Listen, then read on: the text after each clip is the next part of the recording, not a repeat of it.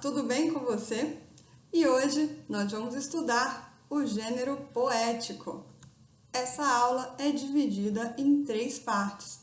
Essa é a parte 1 e depois assista a parte 2 e 3 para ver o conteúdo completo.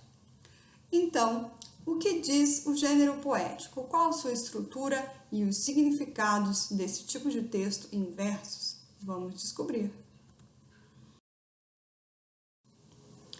E o que veremos nesse vídeo, caso você deseje ir direto a um ponto? Bom, já sabe então que na descrição do vídeo, assim como de todos os outros vídeos do canal, há um índice com os minutos exatos onde começa cada tema, caso você deseje ir já direto para algum. Mas, se você quiser ver desde o início, é só continuar daqui com a gente. E hoje veremos então a diferença entre poesia e poema, será que existe? E os exemplos. Os tipos de rima e só. Vamos lá!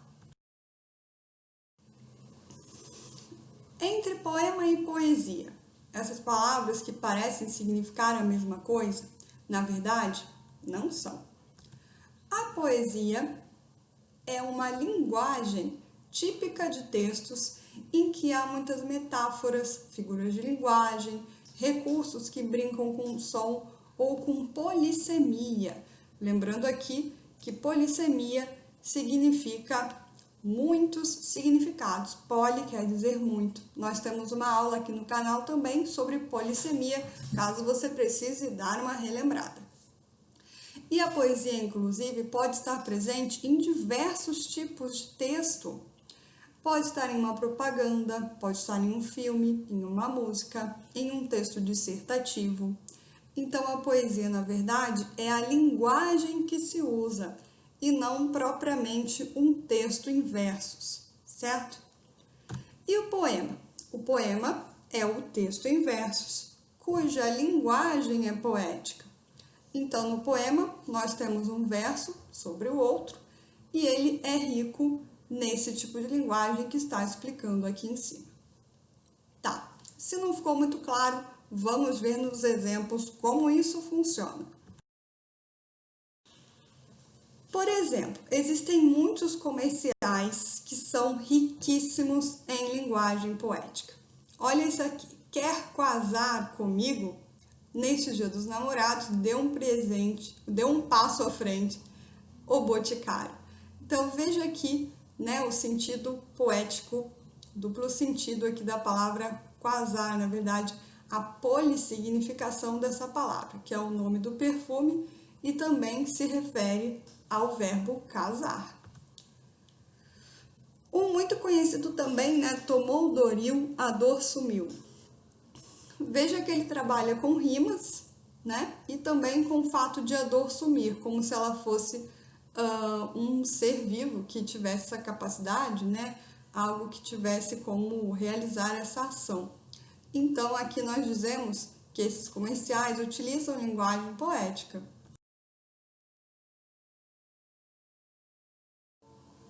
Existem outros também, veja, mãe e filho. É mais que uma ligação maternal, é um sorriso que liga a gente para sempre. Veja aqui, qual o sentido desse texto? Ele forma um sorriso e, olha, coincidentemente, é uma propaganda aqui de um local que trabalha com esse serviço de dentista. Então, olha a linguagem poética, a mãe ligada ao filho por uma corda, por uma ligação aqui, um fio, e ao mesmo tempo formando um sorriso. Então, aqui é a poesia presente num comercial. 5 novidades para deixar você de boca aberta, fechada, aberta, fechada, aberta. Mesma coisa, linguagem poética num comercial. Nem preciso explicar o sentido aqui,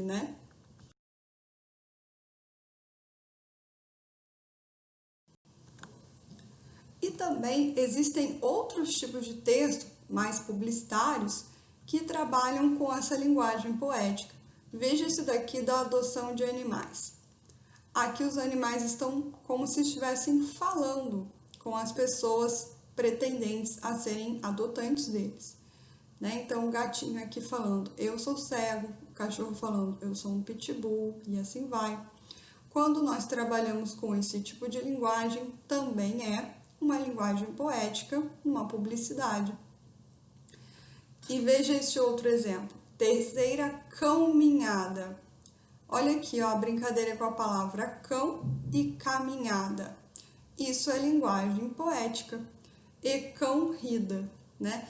Então, eu não preciso ter um poema propriamente dito para existir a poesia. A poesia pode existir em diversos tipos de manifestação.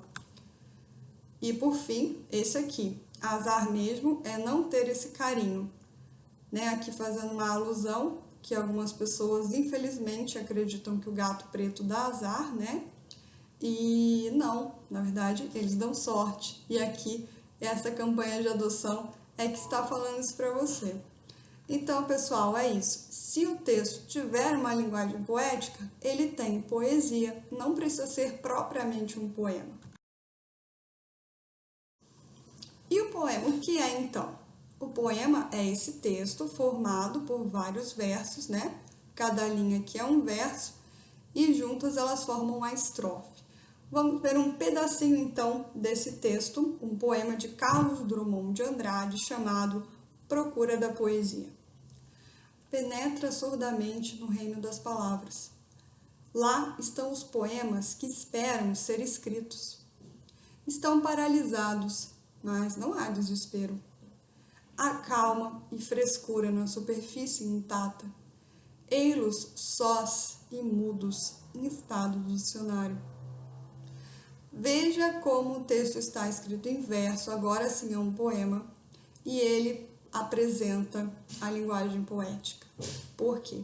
Só nesse trecho aqui onde nós vimos, lá estão os poemas que esperam ser escritos, isso é super poético. Porque um poema não é algo que tenha sentimentos, que teria essa capacidade, essa condição de esperar por alguém. Então, quando nós fazemos esse tipo de atribuição de sentimentos ou ações, é uma maneira de falar poeticamente sobre alguma coisa.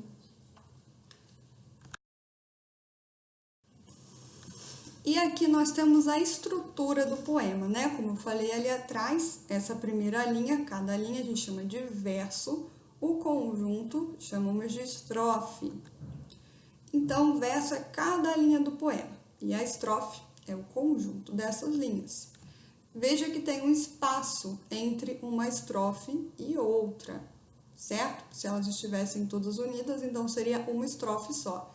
Nesse caso, são duas, essa de cima e a de baixo.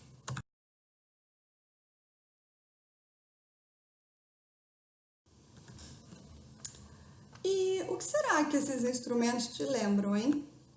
Olha só, essas imagens, o que elas parecem. Se você pensou em ritmo, acertou! Então, o que dá ritmo ao poema? Vamos ver. Um elemento muito importante para dar ritmo ao poema é o uso das rimas. Ah, mas um poema precisa obrigatoriamente ter rima? Não, não precisa. Existem muitos poemas incrivelmente famosos, conhecidos, maravilhosos, bem escritos, que não têm rima, né? Mas uma forma de dar ritmo é o uso de rima. Porém, ela não é obrigatória, certo? Depende do estilo daquela pessoa que escreve. Então, nós temos basicamente aqui 4 tipos de rima. Vamos ver quais são detalhadamente agora. Bom, nós temos as rimas chamadas de emparelhadas. São essas rimas que rimam assim, ó, o nome já diz, emparelhada, uma em cima da outra. Então, aqui nós temos a letrinha AA, quer dizer que elas terminam da mesma forma, e BB, quer dizer que terminam de uma forma diferente de A, mas B é igual a B. Olha aqui o exemplo. Pode ser que fique tarde, e o sol que ainda arde, aqui nos deixe no escuro, tateando fragmentos do futuro. Esse poema aqui fui eu que escrevi especialmente para essa aula. Na verdade, foi só um trechinho, né? para exemplificar. Então, gente, olha só, tarde rima com arde, escuro com futuro, portanto, emparelhamos as rimas. E se elas estiverem cruzadas? Olha, coloquei os mesmos versos em outra ordem para ver como fica. Pode ser que fique tarde e aqui nos deixe no escuro o sol que ainda arde, tateando fragmentos do futuro. Veja como dá um ritmo, parece até uma música, né? Inclusive, o poema originalmente era cantado, né? Então, a música, o lirismo, ele vem, né, da poesia. E realmente as rimas nos ajudam nisso. E se as rimas forem interpoladas? Olha só, interpolos. Polos quer dizer pontas, né? Então,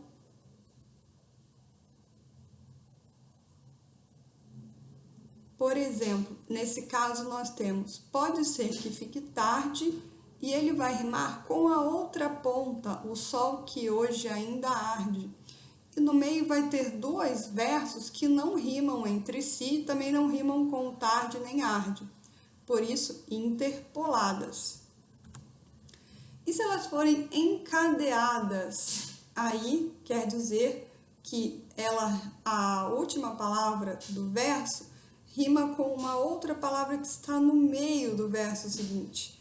Então, pode ser que fique tarde e o que ainda arde em nosso não saber. E aí continua o poema. Né? Então, veja que o arde, ele não termina, o verso está no meio. Então, nós chamamos de encadeada ou encadeamento de rimas.